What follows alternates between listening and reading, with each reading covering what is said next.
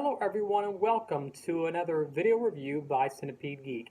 In this video I'll be talking about my thoughts and opinions on the movie by the name of Don't Breathe 2. If you guys are not aware, obviously this is a sequel to the first Don't Breathe that came out a number of years ago, and there will be spoilers in this video. Don't Breathe 2, pretty much what it's about, it takes our blind man character, and what it does is it puts a different scenario and it puts him in a different situation where it almost makes him like an anti-hero or sort of anti-hero of sorts, where it makes you look at him or a different way, or at least it tries to do that, and it almost, in my opinion, wants the audiences to root for this character. Even though we know this character is a rapist, he's a murderer, he's a sick and demented and overall just a bad human being, a bad guy, it wants you to take him and look at him in a different light. And you're the audience, you can be the guest, you can be the one that decides on whether or not the movie does that in a good or bad way, whether or not you like the movie or not. Overall, I really enjoyed this sequel. It's kind of hard to compare it to the first one in my opinion because the movie is just so much different.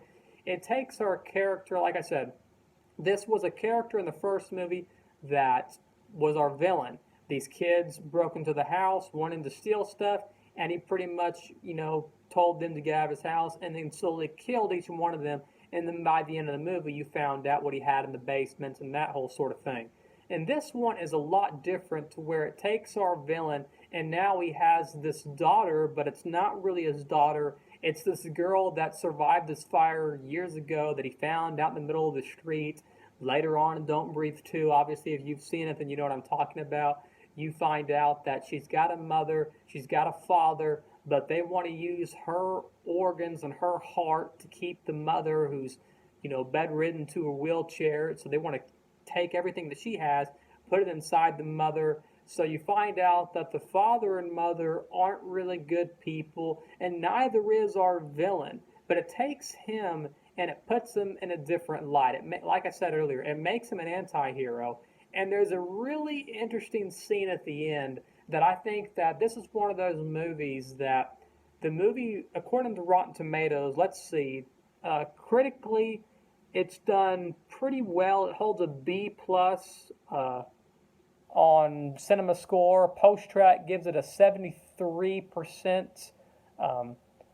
Let's see, Rotten Tomatoes gives it a 41%. So like I said, it's very mixed down the middle.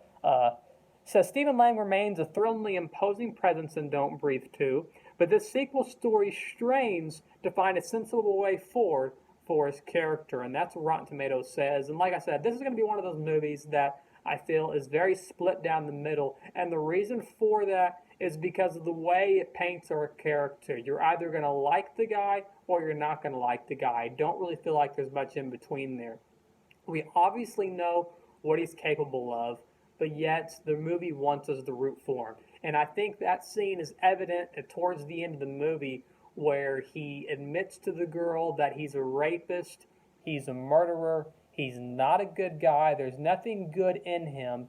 And then all of a sudden, at the end, whenever, he's stabbed right through the stomach and we think he's dead, but if you've watched after the credits, it seems that there might be some sort of Don't Breathe 3 in the future, and his hand twitches just a little bit, it seems like.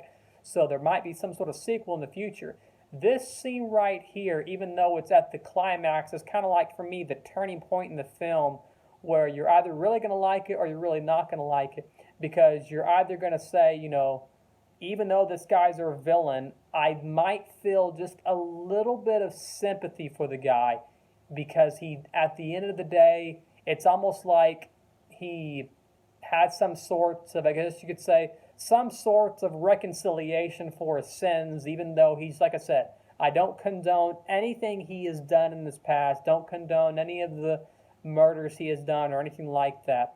But like I said, the movie's interesting because in the time we live in, it takes this character that we should hate and it tries to make you like this character even though we shouldn't like this guy, by making him have some sort of daughter, and it's making him to be this sort of strange, demented father in a way. So you'll have to let me know if you guys liked the movie. Overall, I really liked it. I liked how it gave us something to think about and something to ponder about. And I really liked that ending scene where he gets stabbed there at the end and he admits everything he's done wrong. And then it's left to us, up as viewers, to whether or not we accept or we would want to give him any sort of forgiveness. Once again, thanks for watching another video by Centipede Geek for my film review of the movie called Don't Breathe 2. Make sure to like, comment, and subscribe below.